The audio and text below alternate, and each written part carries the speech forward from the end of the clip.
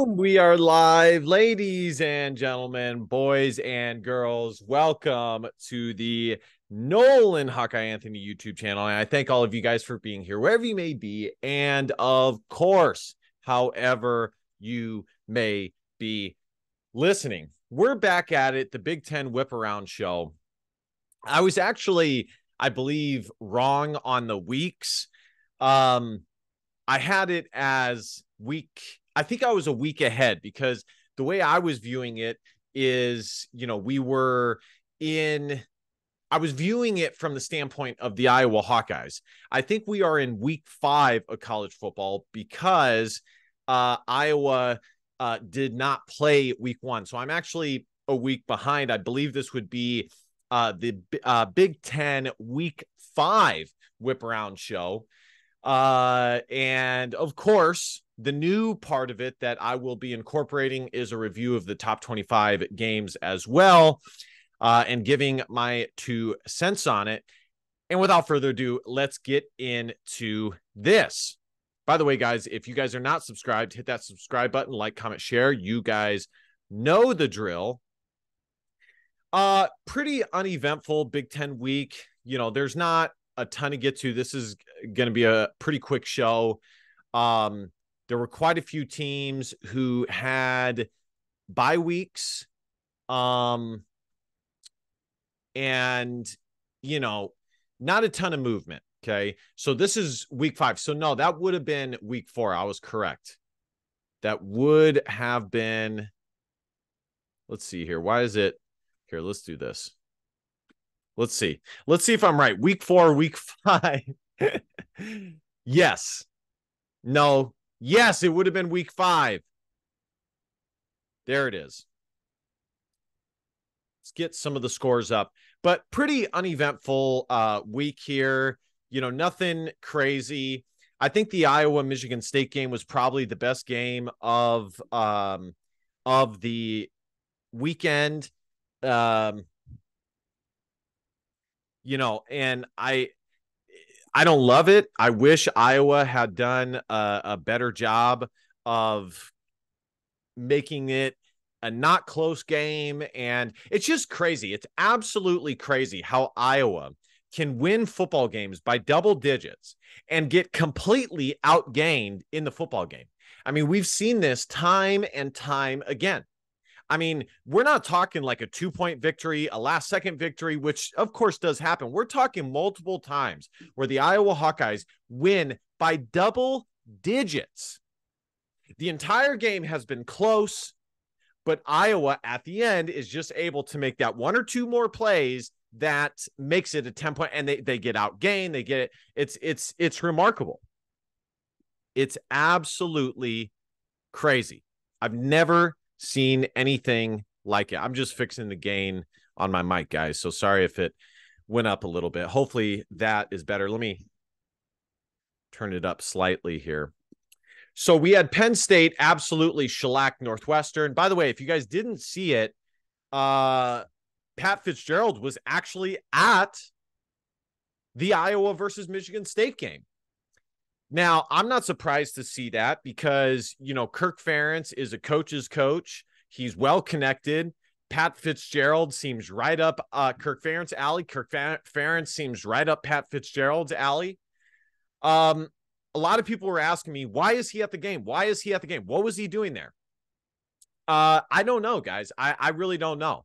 I don't care that much about it. But if I had to guess, one of 2 reasons why he was at the game. One, he was interviewing for a position at Iowa. Well, there's 3 possibilities. Interviewing for a position at Iowa, which right now it doesn't seem as though there's an opening. Number 2, matter of fact, you know what I'm going to do? I'm going to search Pat Fitzgerald on Twitter, see what we find. Number 2, it was merely a social call. I would not be opposed to Pat Fitzgerald being an Iowa coach. In fact, I mean, he's a hell of a coach. Okay. Now, I don't think he would do well on the recruiting trail. So I think if Iowa brought him in as a coach, the recruiting for the position that he worked with would go down substantially because there's just too much heat surrounding him. The position group that he would likely coach would be the linebacking group. But Seth Wallace has had that position for years. So I just don't, and he's doing a hell of a job. So unless one of these coaches, Phil Parker, which I'm not saying is happening, guys, I don't want to freak you guys out. I have no evidence of any of this. Oh, that's what it was. He was on a visit with his son. There we go. Okay. Fitz brought some players with him. One of them is his son, Ryan, who is the quarterback at Loyola. He's a highly sought prospect. This is the first time I'm hearing of him. So yeah, I did not think it was the coaching thing. He simply has too much heat surrounding him. And I don't think it would be in Iowa's best interest to bring him on, regardless of how good of a coach he is. Iowa already had too much heat as it is with the allegations that were levied against them. Let's go ahead and click on this, see if there's any more clarification. Fran, Fitz, Izzo. Fran McCaffrey, Fitz, and Tom Izzo. Damn, Tom Izzo's there? Wow. A highly sought quarterback is not coming to Iowa. Say what you will, but Iowa has, Joe Labus was a 4-star by 247 Sports. Deacon Hill was a 4-star quarterback, and so was Cade McNamara. So sign Fitz as OC. Yeah, go to Iowa where their offense is top notch. So anyways, let's get back to the scores. It looks like that was the answer, that Pat Fitzgerald was there just accompanying his son on a recruiting trip. I wouldn't be surprised if his son went to Iowa, regardless of the offensive issues.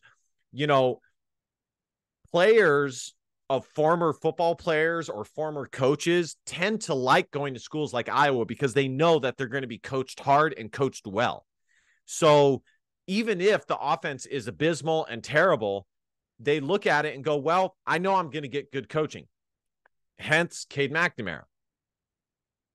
Hence the, Seth Anderson going to Iowa. His dad played in the NFL for 10 years, but they know that they're going to get well coached at Iowa. Now the offense may suck, but as far as development and making you the best player you can to get you to the NFL, it's possible. So Penn State absolutely shellacked Northwestern. They are 6-0 on the season. I think Penn State has looked the best in the Big Ten this year. I think I'm going to vault them to number 1. They have absolutely been crushing everybody. Their defense is elite. Their offense is getting on par. I think they have.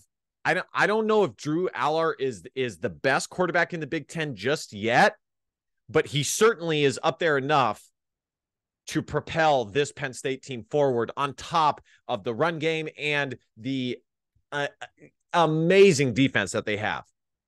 So I think Penn State is the best team in the Big Ten right now. It's close. As I always say, there's tier 1, which we'll get to. There's tier 1, there's tier 2, and there's tier 3 in the Big Ten.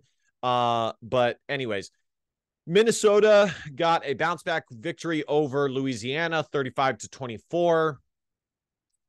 I'm actually interested in the box score of this game because there was a player that Iowa recruited at running back who's actually been very solid. I think he's out, though. I think he got into some trouble. I'd have to look into it. Here, let me pause. I want to look into it a little bit. Anyways, his name was Kendrell Williams. So I thought perhaps he had played in this game. Doesn't look like he did. Regardless, Minnesota got the win. Ethan Kaliakmanis had a pretty good game, 2 tubs, 1 INT, only 2 incompletions rather. Pretty balanced game, 146 rush yards, 201 passing yards, 347 yards overall. Louisiana actually outgained Minnesota, but they still got the victory. R. Williams. It's good for them to get back on track. Minnesota, the Big Ten West guys this year is not very good. Minnesota will be a 7-8 win team this year. I'd be surprised if they're anything more than that. They are 3-2, but and we'll see. I mean, I've been saying that their season will largely depend on 2 things: the development of their defense. Can they improve at least slightly over the course of the year and become just an average to sometimes above average defense, or the development of Ethan Kaliakmanis. That will determine their season. So moving on here, probably the second biggest game was Purdue versus Illinois, and Illinois got shellacked, everybody. Absolutely crushed. I was stunned when I saw the score, and I believe it was 16-13 at half, and then Purdue put 21 unanswered points in which Illinois had 0 response for. They only scored 6 points the rest of the way, and there you have it. And I'm not surprised by this. Illinois does not have as good of a defense as they had a year ago. A lot of people thought that what we saw from them a year ago was smoke and mirrors, and that this is the true Illinois. This is the true Brett Bielema type squad. I mean, time will tell with that. But that this is an embarrassing performance to get crushed that badly. I mean, I thought Purdue, I thought Illinois was slightly ahead of Purdue. Not only is that false, it is crazy. I mean, Purdue is literally 20 plus points better than Illinois at this point. So there will be some movement in my power rankings. Ottmeyer had a pretty much uneventful game. Not a terrible game, 16-25, 202 yards, 1 TD, but, still not the best. Tyrone Tracy, former Hawkeye, now a running back. And I got to tell you guys, I would have loved to have Tyrone Tracy as a running back. And, thinking back to it, he actually does have the build of a running back.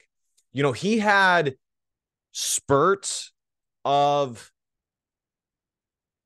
making it happen at the wide receiver position. But if you look at his build and the way he plays football, I think it's more conducive towards him being a running back rather than a slot wide receiver.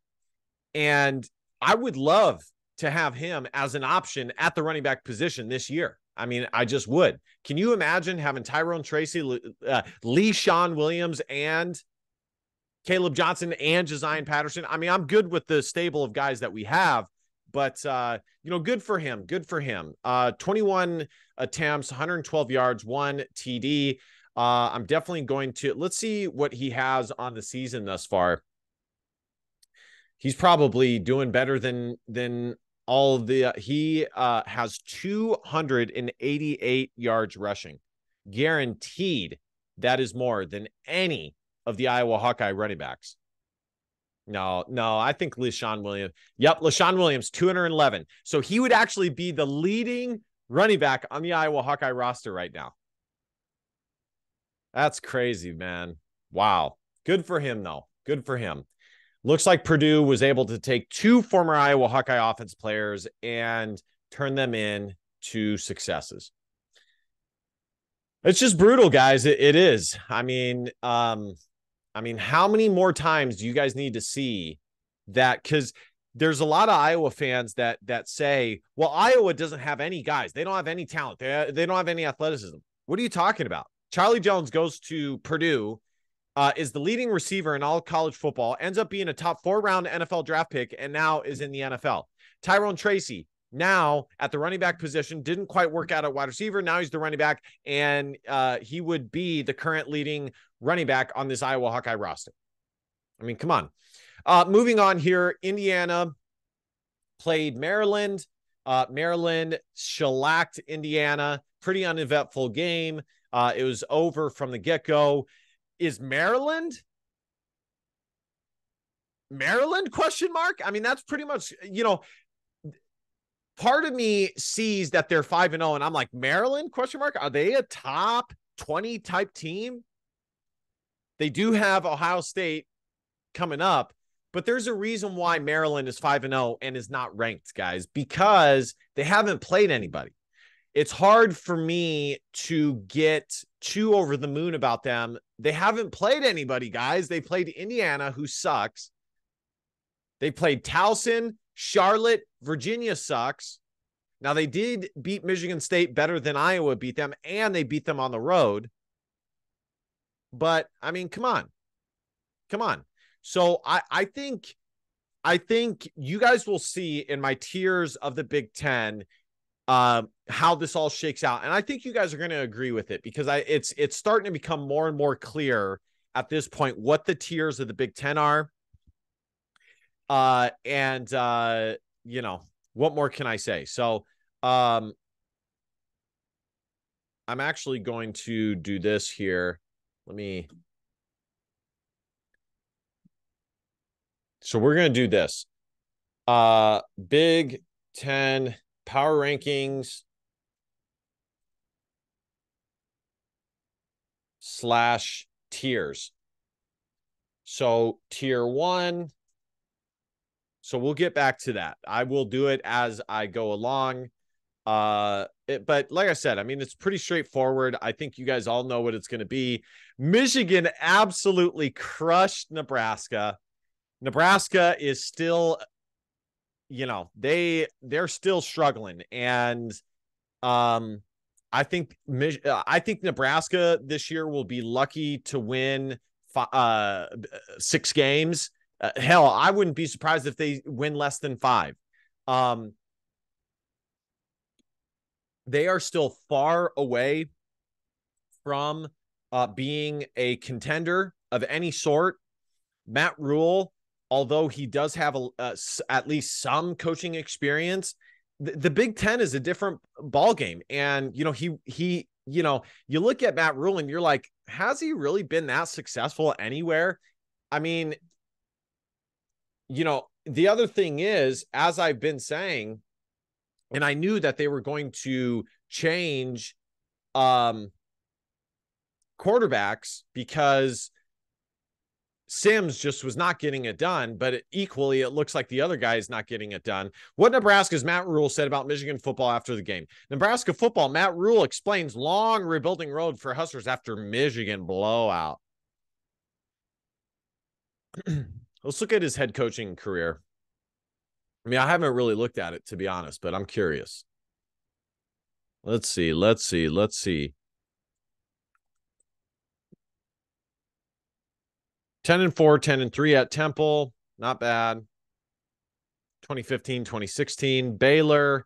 He had one 11-3 record. And then I think he went to the NFL and had losing seasons. So, he's had some success, nothing crazy. I'm not holding my breath for Nebraska. They do have a pretty strong recruiting class this year, which isn't bad. But, like I said, I wouldn't hold my breath for that. They got absolutely crushed. They're going to be lucky to win 5 or 6 games. Michigan, this was an excellent statement victory. There is definitely a clear class of the Big Ten at this point. I mean, how about, JJ McCarthy, just smooth, methodical, 156 yards, 2 TDs. Corum, 74 yards. The defense was absolutely smothering. Wilson, 4 receptions, 58 yards. Not bad. Rutgers picked up the victory over Wagner. Not much to say there. They improved to 4-1. Iowa picked up the victory over Michigan State. You guys all know, I said it in my post-game show, my thoughts on the Iowa versus Michigan State game. It's good that they picked up the victory. It's absolutely crazy that Iowa was able to win by double digits uh, after totally being outgained by Michigan State.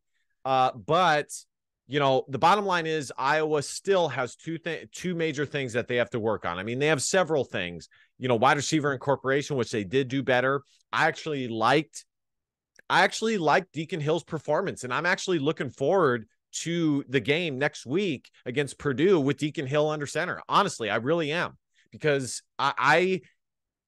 the size and the arm strength that he has and the mobility to boot, I think he can give Iowa an added element that they don't have with Cade McNamara. I'm not saying Deacon Hill for sure is or is not the answer, or Deacon Hill is or is not the answer. I just am looking forward to seeing Deacon Hill at least one more time to see what he is capable of. I would love to see Joey Labus as well. A year after a year's worth of development, I think he's got a lot of talent as well. But we'll see. The other thing Iowa needs to work on is getting to the quarterback. They don't have hardly any sacks all season, which is a problem. Let me see if we can look at the team stats of Iowa here.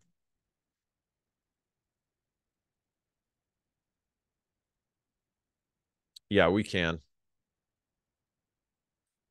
See if no, they don't have any defensive stats though.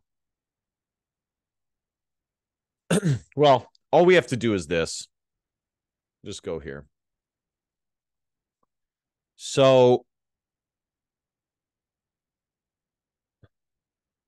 Iowa has 1, 2, 3 sacks on the season. 5 games into the season, Iowa only has 3 sacks. That's not going to cut it, guys. At this rate, they're going to be lucky to hit double digits in the sack column. All right, guys. Lastly, let's take a look at the top 25. Talk a little bit about that. As I said last week, I was given a recommendation of talking about the top 25 and big games, and I would love to acquiesce. I think that this is going to become a big show. And the initial results have been fantastic, and I thank all of you guys for doing that. If you guys ever want to donate to the show, you guys can support your boy's coffee habit. I'd greatly appreciate it. At the very least, a sub to support your boy. Kentucky got the upset over Florida. I'm not necessarily surprised. Kentucky moves to 5-0. They actually beat Florida pretty handily. Florida, I think they have a lot of question marks. Are they going to stick on the head coach that they have? That's really the question, because when you're at a school like Florida, it's hard to be patient. And, I don't know if they're going to be willing to do that with Billy Napier. I think either he gets it together this year or they're going to move off of him. Conversely, it's not as though Florida has been recruiting like they did under Urban Meyer and, other Florida head coaches. But, we'll see. We'll see. At the end of the day, there's only a few head coaches that are at the level of a Nick Saban, of a Ryan Day, Kirk. There's only so many coaches that are that good who can realistically get you to anywhere from a 9 to an 11 win season. So, Max Llewellyn. See what else we have here. Texas smashed Kansas. I actually thought Kansas might have kept it a little closer. Texas is definitely the cream of the crop in the Big 12. Ewers is an excellent quarterback. He's really coming into fruition. He's got some added muscle. He's looking good. He's going to be a first round draft pick. No problem. Colorado came from behind and almost got the victory. There were some questions, though, why there was no questions to Deion Sanders about his last second or his last drive of the game and the play calling. But I'm not surprised by that. I mean, people don't want to be critical to Deion Sanders at all, because anytime you're critical to Deion Sanders, he fires back. And, there's a million different posts saying, look at Deion Sanders standing up to this whack reporter and this, so they don't want to mess with him. Plus, especially the Colorado media, guys, they are ecstatic to have somebody like Deion Sanders. You really think that they're going to make it life on him hard? Please. That's never going to happen. 3-2 on the year. Their 2 losses being the USC and Oregon, I don't think are that bad. But Colorado has issues on defense that they obviously have to fix. We talked about Michigan versus Nebraska. Georgia squeaked one out over Auburn. I'm not sure Georgia is the number 1 team in the country right now. I actually think Penn State is. I think you can make a case for several other teams. I think Georgia has kept it close with quite a few teams this year. And I don't know. I'm not sold on Georgia this year, guys. I don't think that they are the number 1 team in the country right now. But, let's just take a look. Sketchy. This next game versus Kentucky is going to be a good one, a big one. And we'll see. We'll see how it shakes out. I mean, college football is college football, but we'll see. They won by 10 against South Carolina, and they won by 7 against Auburn. I mean, and those are not like 2 of the best teams in the SEC. I mean, they're not terrible, but Ole Miss beat LSU, huge win, probably one of the better games of the weekend. Missouri beat Vandy 38-21. Ole Miss beat LSU, as I said, 55-49. Oregon shellacked Stanford. Stanford, that program has gone down massively. I mean, it's crazy how far it's gone down. Iowa State got shellacked by Oklahoma. Iowa State is now 2-3 on the year. I watched the highlights of the game. For a little while, Iowa State was hanging on and hanging in there. But the bottom line is, when you play a team like Oklahoma with the talent that they have, if you cannot get stops, you're in trouble. And Iowa State could not get any stops. It's going to be interesting to see what happens with Matt Campbell in Iowa State, because this is back-to-back years now of, and who knows, Iowa State could win out from here and end with a 9-win season. But if we just look at it, how it's looking right now, they lost to Iowa again. They're looking like they'll be lucky to win 7 games this year. Okay. It's going to be interesting to see if the hot seat gets warmed up for Matt Campbell. Iowa State is very similar to Iowa in that their defense is good. Their defense is not as good as Iowa's defense is, but it's pretty good. And their offense sucks, so, and that's back-to-back years now. But Iowa State used to be different than Iowa in that their offense was decent and would be the word, not sexy. I wouldn't call it a sexy offense, but they would do their best to mix it up a little bit and creative.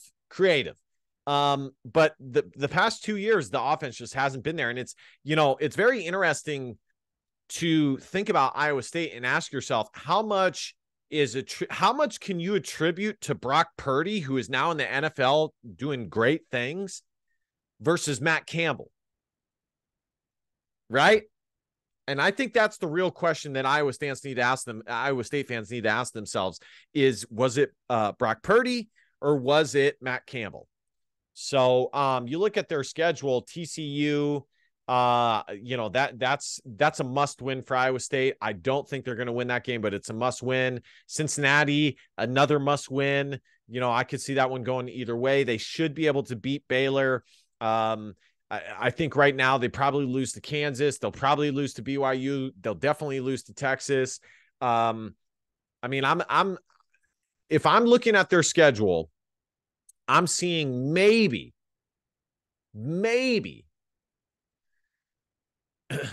if I'm being generous, 3 more wins. If I'm being generous, guys. So, you know, we'll see. We'll see. All right, guys, that's going to do it for me. Those are the top 25 games. Again, be sure to like, comment, share, subscribe. I will be doing the game preview for Iowa versus Purdue here momentarily. There are a few more games here. Oh my gosh, I totally forgot about Notre Dame versus Duke. I'm very happy that Duke hung in there. You know, in a very big game. I love underdogs like Duke. Duke has surprisingly been a decent program the last like 5-10 years. That was a huge game. Notre Dame's played a pretty tough schedule of late. Let's see here. Tennessee beat South Carolina again, making the 10-point victory by Georgia over South Carolina not look very good, guys.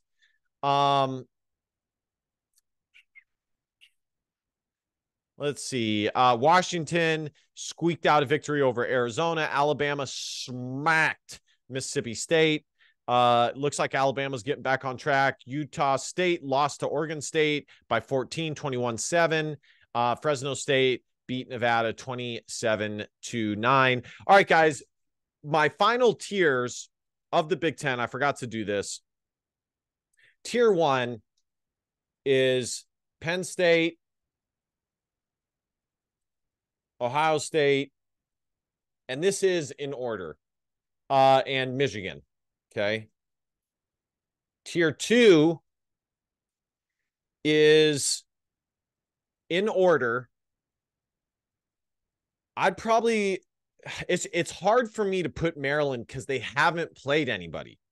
I'm going to go Iowa, Wisconsin, Maryland. Okay. Because Maryland just hasn't played anybody, guys. They just haven't. And so it's hard for me. Now, you can only play who's on your schedule. Okay. But they just haven't, guys. And it's hard. We'll see how they do against Ohio State. If they do really well against Ohio State, we'll see. Okay. And then tier 3 would be Rutgers, Purdue. Oops.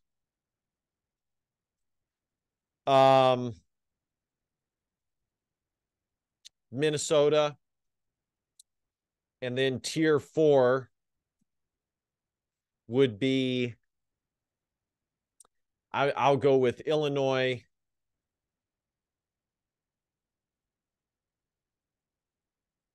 Indiana, and Northwestern. I don't think I've forgotten anybody. Maybe I have. But anyways, guys, that's going to do it for me. Those are my power rankings in order and the tiers I currently have in the Big Ten. You guys can pause it right here if you guys want to take a look at that. Like, comment, share, subscribe. You guys know the drill. And last but not least, DBAP, don't be a pussy willow. Facts are feelings because your feelings just don't matter. Love you guys and see you guys next time. Go Hawks. Bye.